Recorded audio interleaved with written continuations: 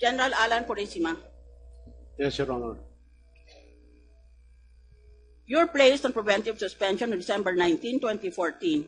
Suspension is defined by the Law Dictionary as, quote, the temporary deprivation of a person's powers or privileges, especially public officers. Hindi lang powers ang na-cut off or ang functions, pati pang privileges. Kaya kung tuusin, nung period of preventive suspension, you should not even have been allowed to live in the White House.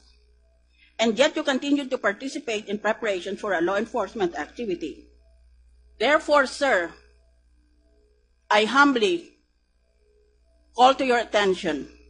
In jurisprudence, you overstepped your limits. You are on preventive suspension. For example, in the 2009 case of Aldovino versus Comelec, the Supreme Court held, and I quote, in all cases of preventive suspension, the suspended official is barred from performing the functions of his office. You perform the functions of your office, albeit in a surreptitious manner, and then you say that you were not violating your period, the terms of your preventive suspension. That is amphiboly. You're using words to confuse the person listening to you. Nakialam ka eh. I also add that you were placed in preventive suspension by the Ombudsman under the Ombudsman Act, which provides that the Ombudsman may preventively suspend any officer if in the Ombudsman's judgment the evidence of guilt is strong. In sum, it appears that you have gone against the ruling of the Supreme Court and that the Ombudsman considers the evidence of guilt is strong in the plunder case filed against you.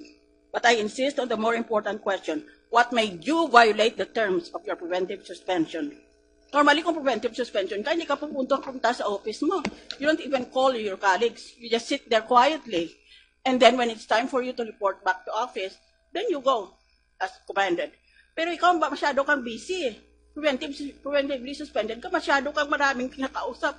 At tungkol pa naman sa official and military operation.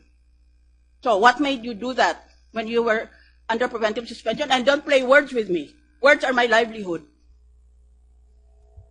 Your Honor, when the law enforcement operation of PSAP was approved by me prior to my suspension, I have already delegated the command and control We and know supervision. that. Answer the question. You're under preventive suspension and yet you were still dipping your finger in the pie. You were participating in none of your business at that time. You were preventively suspended, remember? Your Honor, when I made remarks regarding what was been taken by Police Director Napeñas, it was mere an advice, Your Honor. So don't quibble with me. I told you I've memorized Black's Law Dictionary. I only advised. I did not order. Really? Buti sana kung wala akong doctorate o hindi ako nag-graduate sa UP. Mas malas natin, I did both. Your Honor, my intention was Bakit ka advice. salita ng salita? Ba't hindi ka na nahimik sa estate mo sa Nueva Ecija? Under preventive suspension kayo, nakikialam ka sa biro mo.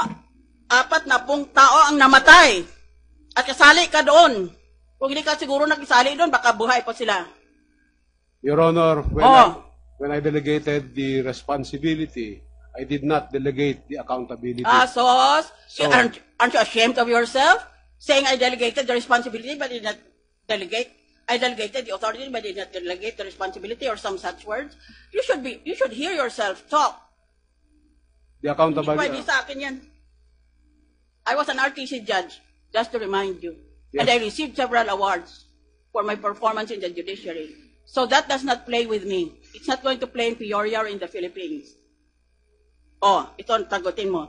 During the period you have been serving out your preventive suspension, how many times did you talk with President Aquino about our planned exodus? Nung panahon na preventively suspended ka, ilang beses mo nakausap si Presidente Aquino tungkol sa impending operation? Once, Your Honor. Once. Tama na yun sa iyo. Minsan lang, alam mo na lahat. Next question. You are privy to the preparation for a planned exodus. Therefore, you would necessarily know who was the person in charge of the operation above the level of the staff commander. Hindi man pwedeng staff commander lang ang in charge. Meron person on top of him. He is not the commander-in-chief of the Philippines under the Constitution. Merong tao siya, meron tayong staff commander dito, meron siyang dapat the chief of the PNP, but you were preventively suspended, and then your substitute, who was the acting chief of the PNP, was purposely kept out of the loop of information. So he was absolutely kept out together with the Secretary of Interior and Local Government. Kaya, sino ngayon ang nagre-report? Kanino siya ngayon nag-report? Your Honor, Was the person Your Honor, above the level of the staff commander? Ikaw? no, Your Eh, Honor, mukhang ikaw eh. I have already delegated, Your Honor, O, si President Aquino. Dalawa lang naman kayo eh. no, Your Honor, I have O, di, already sino ngayon ang, delegated. who was the person who was responsible above the level of the staff commander? Sino? Your Honor, Dahil eliminate na lahat eh. when the delegation of authority, Your Honor, was given, O. it was already the call of the staff commander to confirm the Lahat na operation. lang ituro niyo, staff commander. 44 men are dead and you're all pointing fingers to the staff commander. Common sense dictates. Sentido común na lang ho ito eh. Hindi naman siya ang pinakamataas eh. Sino mas mataas sa kanya? Ang chief ng PNP, ikaw, pero preventively suspended ka. Tapos yung kapalit mo na the acting chief, hindi, ayaw ninyong sabihan. Wala siyang kaalam-alam. Kaya sino lang nakaalam? Si President Aquino at ikaw. That is why, Saka Your si Peñas. That is why, Your Honor, I am held accountable of the operation. That's why I resigned, Your Honor. Ay, sus, maniwala naman ako. If President Aquino himself give the direct order for a planned exodus to begin, and don't give me the song and dance about, matagal na kasi ito, so I did not have to order them, they just acted on their own. So, wala akong pakialam doon. Answer the question. Was it President Aquino who told you? You were preventively suspended. On your own, you meddled in something that was no longer none of your business. No, Your Honor. O sino how do you say in Tagalog? Sino nag-engganyo sa iyo? Makiasalam ka. Sino nag-udyok sa iyo? It is the delegated authority, Your Honor, has You're always already... returning to delegated authority. I do not accept it. Next question. In advising General Napeñas not to tell Secretary Rojas and General Espina about the start of Oplan Exodus, was there a problem of trust with these two officials? Wala ba kayong tiwala kay Rojas at kay Espina? Hindi kasi maintindihan eh. Ito ay PNP operation. Ang PNP under sa Secretary of Information and the Secretary of Interior and Local Government. Bakit ang pinaka-leader ninyo ayaw ninyong pagsabihan tungkol sa operation na lawfully fell under his jurisdiction? Bakit wala kayong tiwala sa kanya? Meron po kaming tiwala, Your Honor, with the OIC of the OIC PNP and the Secretary of Interior and Local Government. However, Your Honor, in the design of the plan of PNP SAF, it stated that everybody will be informed time on target. Ay, time on target, hindi naman sila sundalo, natatakbo sila doon. Time on target, yung ginagamit mo yan during the theater of war, when there's a war going on or a battle or some such armed clashes of violence.